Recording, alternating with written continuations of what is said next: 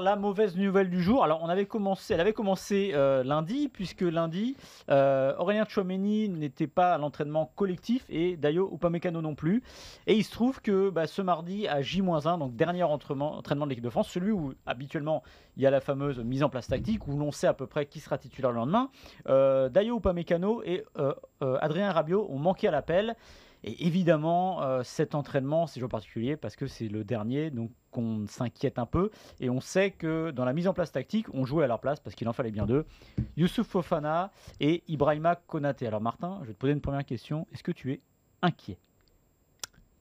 Oui. T'as une deuxième question ?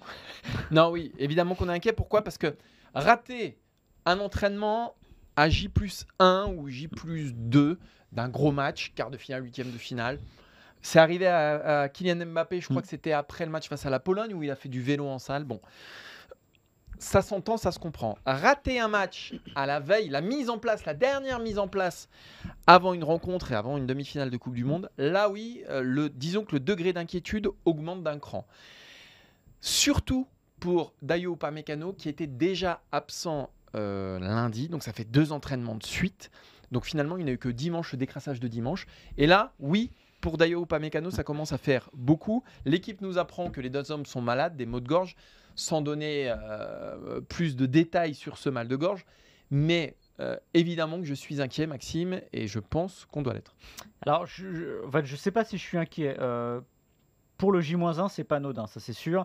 J-1 et J-2, oui, les 2 entraînements manqués par Upamecano, c'est embêtant. Maux de gorge, nous dit-on. En fait, ça veut tout et rien dire. Ça se trouve, il a chopé un rhume et il ça se vaut trouve, mieux il le a laisser la au frais. Et voilà. Et si ça se trouve, tout va bien aussi. C'est-à-dire qu'il fallait ces 2 jours-là. Et je suis pas trop inquiet s'ils devaient jouer demain soir pour le rythme, parce qu'ils sont quand même dans un rythme de compétition qui est assez soutenu. C'est en plein milieu de la saison aussi. C'est pas une Coupe du Monde en fin de saison, donc ça m'inquiète moyen. Et Rabiot, ce serait un coup de froid. Encore une fois, la clim fait des ravages à Doha.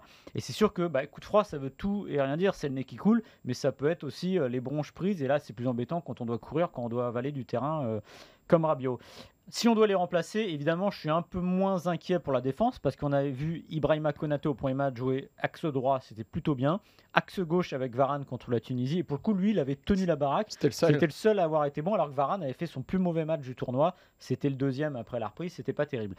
Au milieu de terrain, Youssouf Fofana, c'est sûr qu'il y aurait un gap déjà parce que ce Rabiot, c'est un Rabiot qui est formidable, qui est sans doute ce qui se rapproche le plus, on va dire, en termes de niveau, de hauteur de niveau, ce qu'a fait Emmanuel Petit pendant la Coupe du Monde 98, c'est-à-dire qu'il fait un très grand tournoi.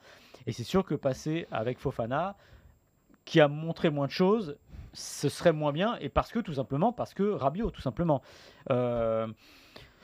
Mais je ne suis pas encore à être complètement inquiet. Voilà. Je serais vraiment inquiet s'il y avait eu un coup, s'il y avait un petit pépin musculaire. Là, je me dis que bon, dans l'absolu, bien soigné, un petit rhume, ça peut passer.